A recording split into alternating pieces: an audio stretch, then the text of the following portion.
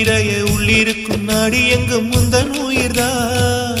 இனி வரும் எந்த பிறவியிலும் உன்னை சேர காத்திருப்பேன். விழி மூடும் இமை போல விலகாமல் வாழ்ந்திருப்பேன். உன்னைப் போல தெய்வமில்ல, உள்ளம் போல கோவிலில்ல. தினந்தோறும் அர்ச்சனைதான், எனக்கு வேறு வேலை இல்ல. நன்றி சொல்ல உனக்கு வார்த்தை இல்லை எனக்கு, நான் தான் மயங்குறேன். உன்னுடைய மனசும் என்னுடைய மனசும் ஒன்றாய் சங்கமம்.